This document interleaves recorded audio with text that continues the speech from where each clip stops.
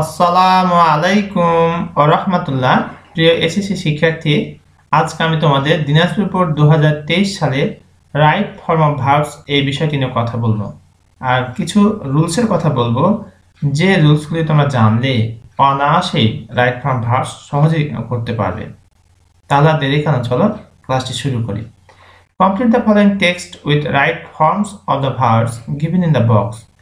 অর্থাৎ এই টেক্সটে আমাদের পূরণ করতে বলা হচ্ছে, এখানে সবগুলোই ভার্ব, এই ভার্বগুলো সঠিক ফর্ম নিয়ে, তার মানে এই ভার্বগুলো কখনো কখনো চেঞ্জ হতে পারে। কিভাবে চেঞ্জ হয়, কেন চেঞ্জ হয়, আর কোন রুলসের ভিত্তিতে বা হয়, সে বিষয়ে বিস্তারিত কথা বলবো আজকের ভিডিওতে। তো চলো আমরা দেখি। দেয়ার ভেরিয়াস টাইপস অফ ফিভার, বিভিন্ন প্রকার জ্বর রয়েছে। Dengue is one of them, dengue হচ্ছে তার মধ্যে একটা।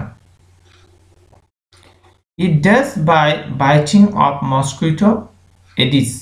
খেয়াল করো প্রিয় শিক্ষার্থী, এখানে বাই আছে, তার মানে এই পুরো প্যাসেজ, এখানে এই বাক্যটি প্যাসিভ ভয়েসে করতে হবে। আমরা নরমালি চিন্তা করছি, তাহলে ইট ইজ কজড, আমরা কি বসাবো এখানে, অর্থাৎ এই যে জ্বরটা হয়, ডেঙ্গু জ্বরটা, তো সেক্ষেত্রে কেন হয় বলা আছে ইট ইজ কজড, এটার কারণ হচ্ছে বাই বাইটিং অফ মসকুইটো, অর্থাৎ মসকুইটো যে মশা, মানে মসকুইটো যে মসকুইটো এডিস, এডিস মশার কামড়ে কিন্তু মূলত এটি হয়ে থাকে আর কি।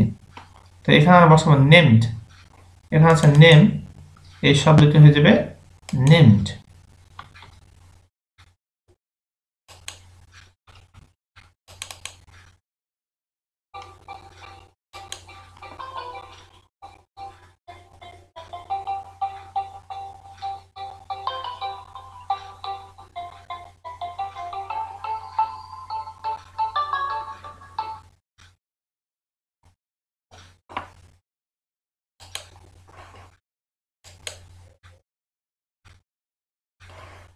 এবার আমরা সি নাম্বারটা দেখি কি বলছে। ইট দ্যাস সিরিয়াস হেলথ হ্যাজার্ডস। প্রিয় শিক্ষার্থী দেখো, ইটটা হচ্ছে সাবজেক্ট, তারপরেই আমরা দেখতে পাচ্ছি যে গ্যাপ রয়েছে, যার কারণে আমরা জানি সাবজেক্টের পরে ভার্ব বসে, তাই এখানে হবে it causes.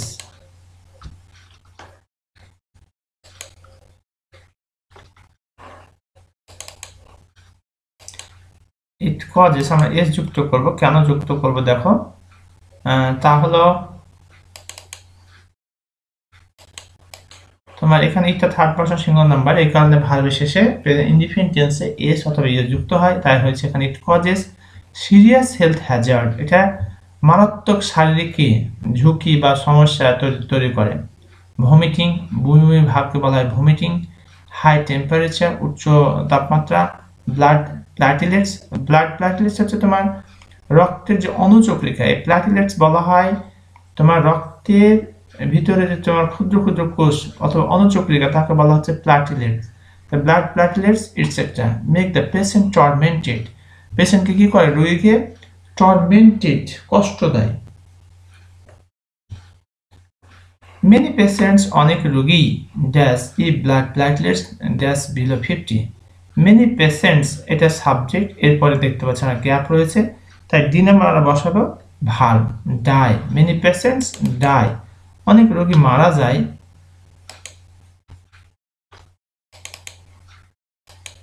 Many patients die, অনেক রোগী মারা যায়। ই ব্লাড প্লাটলেট, যদি রক্তের অনুচক্রিয়া কি হয়, ড্যাশ বিলো 50, অর্থাৎ গো বিলো 50, অর্থাৎ 50 নিচে যদি চলে যায় তাহলে অনেক রোগী কি করে, মারা যায়। if blood platelets go below 50, তাহলে আমরা কি দেখলাম, many patients, অনেক রোগী তাই মারা যায়। if blood platelets, যদি রক্তের অনুচক্রিকা কি হয়, go below 50, অর্থাৎ 50% নিচে যদি চলে যায় তাহলে অনেক রোগী মারা যায়। much care and proper treatment, much care and proper treatment, F number আমরা বসাবো। আর needed, এখানে রয়েছে নিড, কিন্তু হবে এখানে আর নিডেড, কেন হবে সেটিও বলছি, তোমরা একটু খেয়াল করে দেখো, খুব সহজেই বুঝতে পারবে।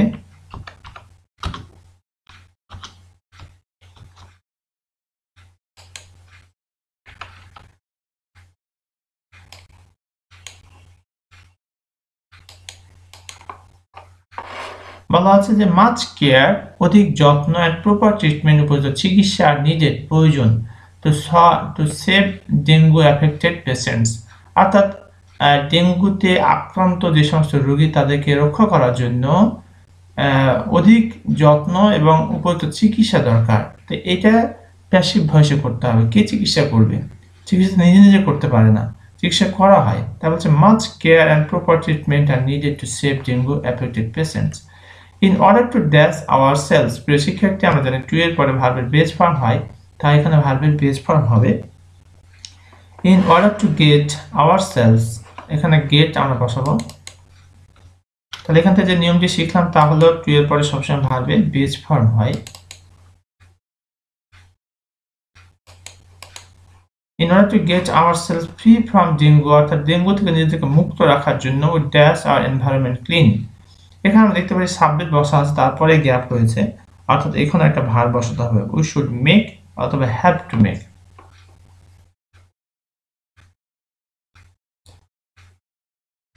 এখানে রয়েছে make, আমরা সেটি বসাবো এখানে, তার আগে থেকে should বসাই দেব।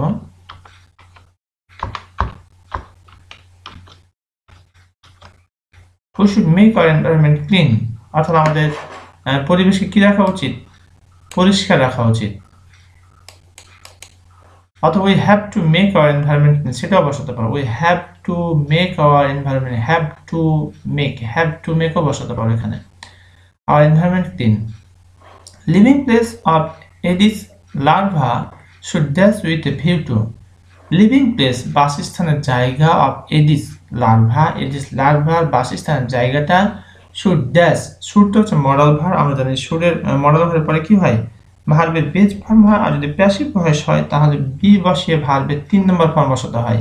তো এটা প্যাসিভ ভয়েস হবে living place of Aedes larva should, এখানে বসে শুড বি ডেস্ট্রয়েড।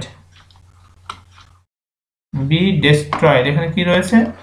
ডেস্ট্রয় আছে, কিন্তু শব্দটা হয়ে যাবে ডেস্ট্রয়েড। কেন হবে? এটা প্যাসিভ ভয়েস হওয়ার কারণে এটা ডেস্ট্রয়েড হয়ে যাবে।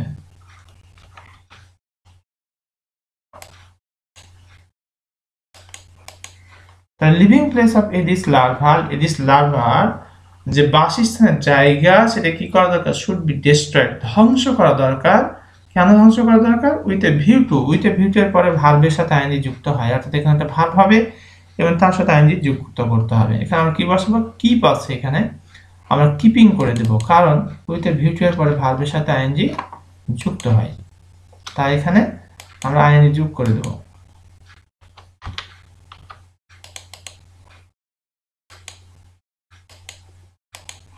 with a view to keeping ourselves aloof from mosquito bite, the use of curtain is essential।